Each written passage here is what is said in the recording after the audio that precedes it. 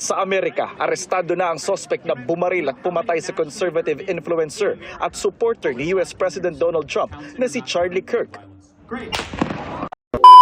Ayon sa mga otoridad, ang suspect na tila isang college student ay nakasuot ng kulay itim na t-shirt at baseball cap, payat at nakitang umakyat sa mataas na bahagi ng gusali bago binaril si Kirk tsaka tumalon mula sa bubong matapos ang krimen.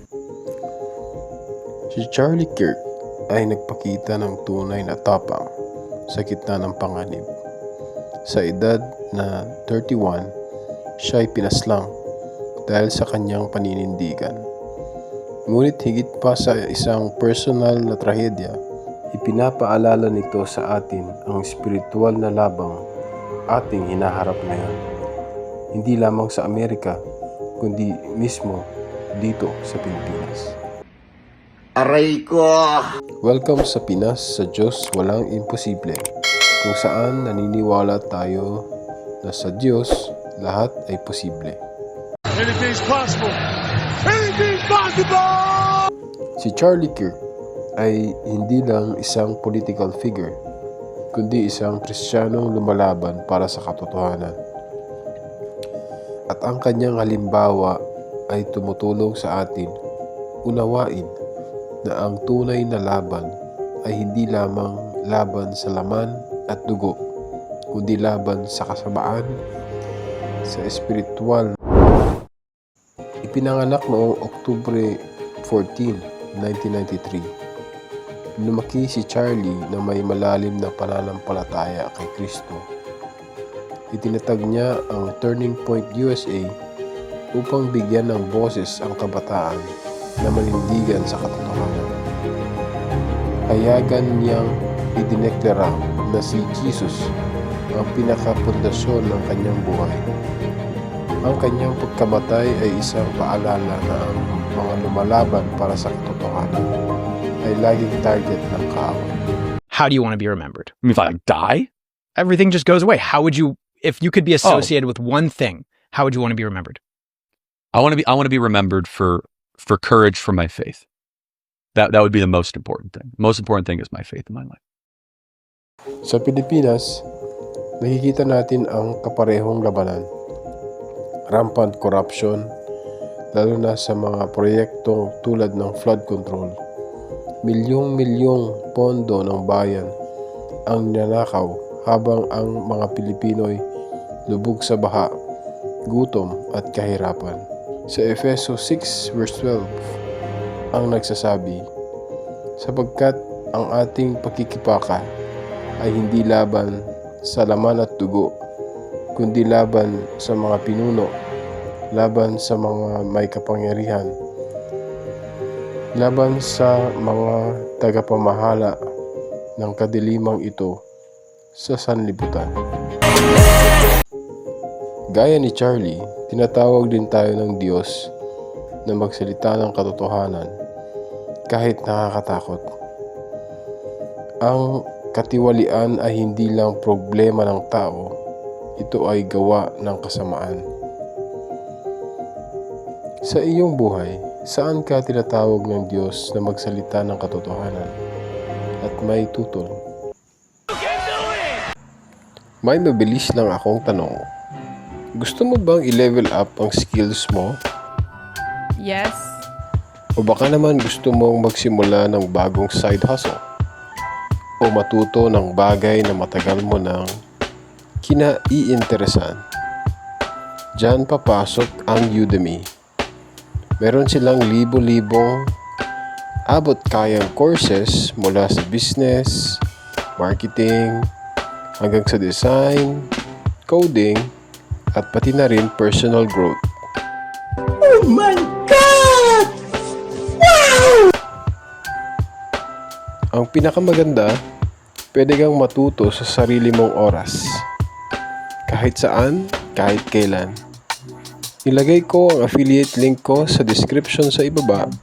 Kapag ginamit mo ito, makukuha mo ang access sa napakagandang mga courses. At the same time, masusuportahan mo rin ang channel na ito ng walang dagdag na bayad. Kaya kung handa ka nang magsimula ngayong araw, i-check mo na ang link sa ibaba at ngayon, tuloy tayo sa video. Marami ang natatakot magsalita dahil baka mawalan ng posisyon, trabaho o impluensya. Ngunit si Charlie nagpakita na ang ating paninindigan dapat ay nakaangkla sa salita ng Diyos, hindi sa bulok na sistema. Sa Efeso 6 verse 13, ang sabi, "Kaya't isuot ninyo ang buong baluti ng Diyos upang kayo'y makapanindigan." Kung mananatili tayong tahimik, sino pa ang magsasalita? Kung palaging pera ang inuuna, paano maitataguyod ang kalooban ng Diyos? Aray ko! Ano ang iyong paninindigang biblikal na hindi mo kayang isuko? Kahit lahat ng pag-asa, paligid mo'y nagbubulag-bulagan. Ang pagkamatay ni Charlie ay paalala na may tunay na espiritual na laban. Hindi lamang ito tungkol sa politika, ito'y tunggalian ng liwanag at dilim. Pero sa huli, liwanag ang gagabi sa kadiliman. Ngunit tandaan, si Jesus ang tunay na sagot. Hindi pera, hindi partido, hindi proyekto. Si Jesus lamang ang makapagpabago ng tao at ng bansa. Sa Joshua 1 verse 9, ang nasasabi, "Magpakatatag at lakasan mo ang iyong loob. Huwag kang matakot, sapagkat ako, ang Panginoon mong Jesus, ay kasama mo saan ka man pumaroon." Handa ka bang sumulong sa pananampalataya kahit ang paligid mo ay puno ng takot at kasinungalingan? We fight for the glory of God, and we win by the grace of God. Mga kapatid, ang Pilipinas ay nasa krisis. Hindi lang krisis sa baha o pera, kundi krisis sa pananampalataya. Panahon na para ilagay natin ang Diyos sa una. Ano ang isang bagay na maaari mong gawin ngayon para ipakita na inuuna mo ang Diyos sa iyong buhay at pamilya? Ibahagi ito sa comments. Kung naniniwala ka na panahon na para Pilipinas, Diyos muna. I-like, i-share at i-subscribe ang channel na ito. At ngayon, manalangin tayo para sa pamilya ni Charlie, para sa ating bayan, at para sa tapang ng bawat Pilipino na manindigan para kay Kristo. Maaring maiksi lang ang buhay ni Charlie Kirk, ngunit malakas ang iniwan niyang mensahe. Pumili ng tapang kaysa ginawa, katotohanan kaysa kasinungalingan, at pananampalataya kaysa takot. Mga kapatid, kung nais natin ng bagong Pilipinas, dapat si Jesus ang mauna. Dahil kung Diyos ang nasa unahan, lahat ay posible.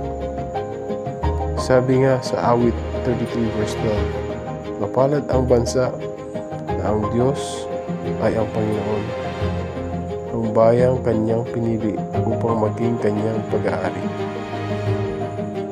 Mga kapatid, piliin natin ang Diyos bilang una sa ating buhay at sa ating bayan. Maraming salamat sa panonood. Kita-kits sa susunod na video. Pinas, sa Diyos walang imposible. Maraming salamat.